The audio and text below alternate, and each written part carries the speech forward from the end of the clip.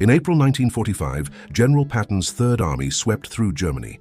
Near Merkers, they made an unusual discovery inside a salt mine. They found something, a great deal of something. Engineers blasted open a steel door deep inside the mine. Searchlights illuminated a cavern the size of a football field. A soldier recalled, "I have never seen anything like it." Light reflected off endless stacks of gold.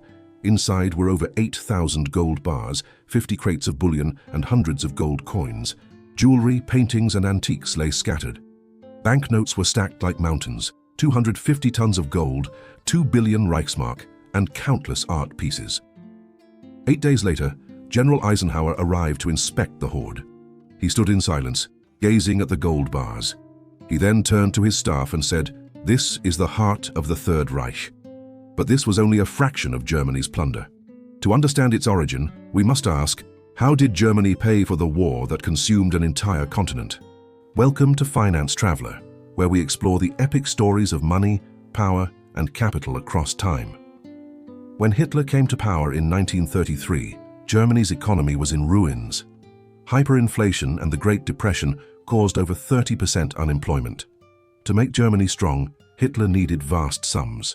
His strategy: seize wealth from enemies, buy loyalty, and fuel the war machine. Germany systematically stripped Jews, communists, and social democrats of assets. Wealth from Jewish citizens alone amounted to billions of Reichsmark.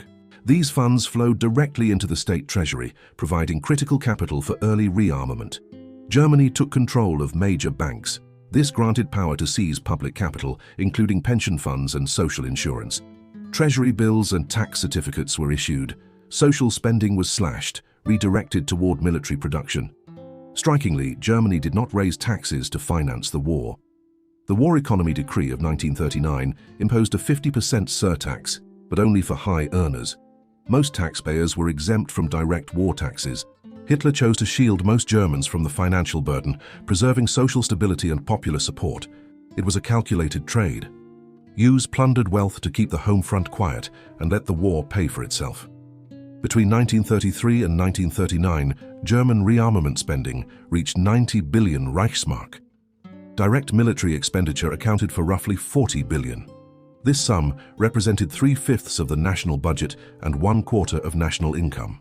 By the eve of the invasion of Poland in 1939, Germany's national debt had ballooned to over 60 billion Reichsmark.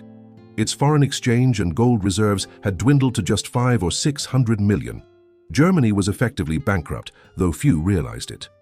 Economic pressure became the engine that drove the war forward. In 1937, Hitler admitted, "For Germany, economic distress has become a driving force.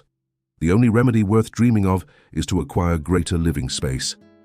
War became the inevitable answer to Germany's economic dilemma. But to wage war, Germany needed a steady stream of strategic materials: iron ore, tungsten, chromium, oil. All had to be paid for in hard currency, because the Reichsmark was worthless beyond Germany's borders, and that is where gold entered the story. In March 1938, German troops crossed into Austria. Overnight, the vaults of the Austrian National Bank changed hands.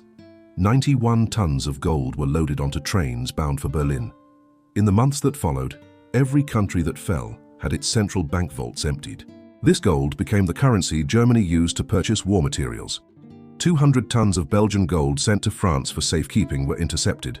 Dutch gold reserves were sold through Portugal and Switzerland, with proceeds funneled directly into German war accounts. By 1944, Germany had looted 600 tons of gold.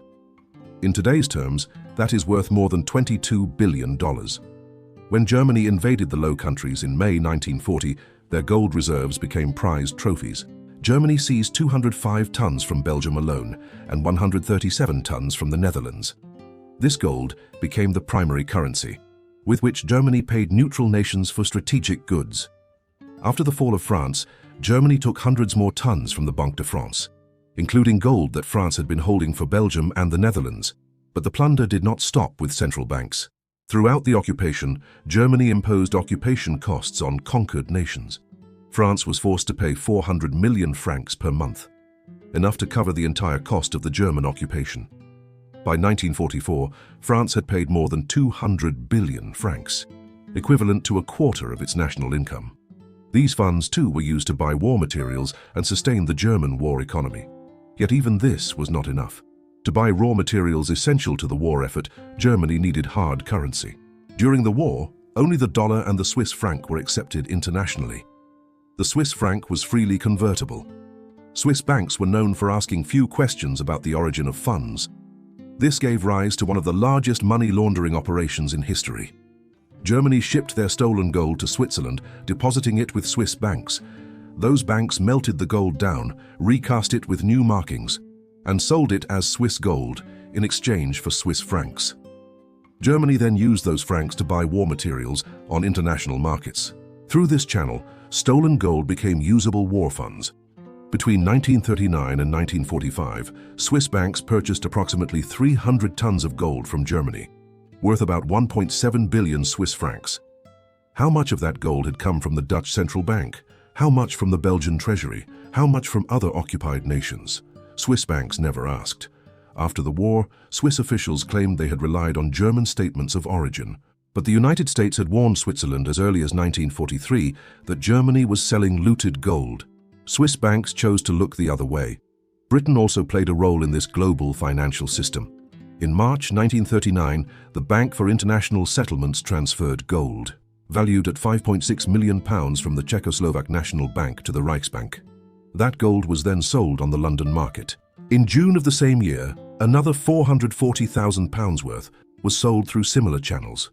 These transactions took place after Britain had frozen assets. Yet the gold sales went ahead. London, as the world's preeminent gold trading centre, provided a conduit through which Germany's loot was transformed into hard currency. Portugal too played a critical role. As a neutral nation, Portugal was both a major supplier of tungsten to Germany and a transit point for gold. Germany converted some of their gold through Portuguese banks into escudos, which they then used to purchase tungsten and other goods. Lisbon became one of the most important intelligence and gold trading hubs of wartime Europe. Spain and Sweden were also part of this network. Spain accepted German gold payments for its tungsten exports, while Sweden's banking system provided financial channels, through which gold could be converted into Swiss francs or dollars, enabling Germany to buy the strategic materials it so desperately needed. Gold flowed through the global financial system, moving from the vaults of occupied nations through neutral banks and emerging as war funds. Each bar was remelted, its origin erased beyond recovery. It was a carefully constructed financial labyrinth that allowed stolen wealth to disappear into legitimate trade. In August 1942, the director of the Reichsbank's gold receiving department received a special shipment. The sender was an SS captain. The manifest listed gold, foreign currency, jewelry, pearls, and various precious metal items. The origin was marked simply as Eastern Europe. Over the next 2 years, such shipments continued to arrive.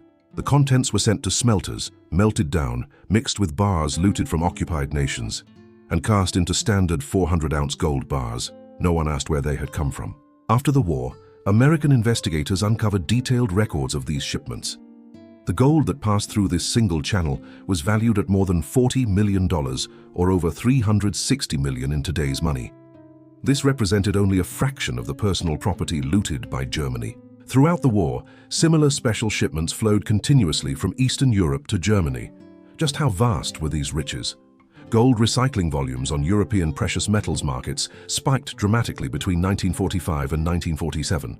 The source of that gold remains a mystery to this day. After Germany's defeat in 1945, American authorities launched a comprehensive investigation into the fate of Germany gold.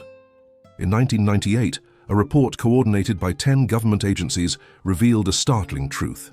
Without the trade and financial channels provided by neutral nations, Germany's war machine would likely have ground to a halt. Sweden was one of Germany's most important trading partners, supplying high-grade iron ore. It also provided ball bearings essential to its war industry. German troops and supplies moved through Swedish territory during the invasions of Norway and the Soviet Union.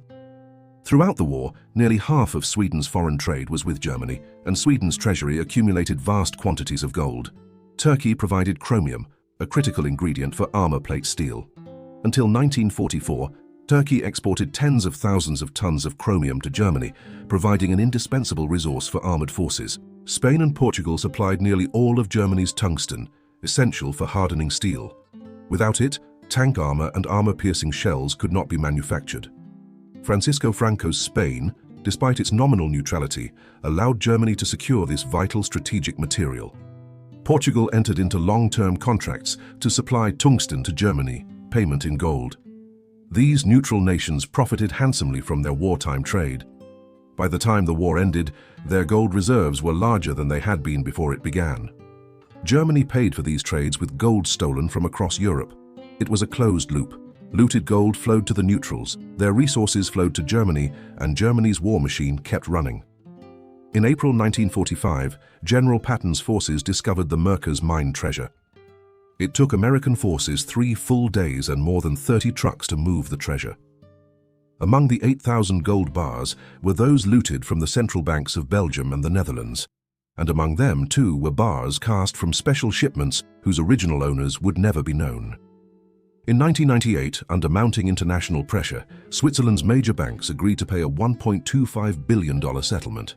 This was to compensate Jewish depositors who had lost assets during the war. In January 2005, Swiss banks published a list of 3,100 dormant accounts that had remained unclaimed.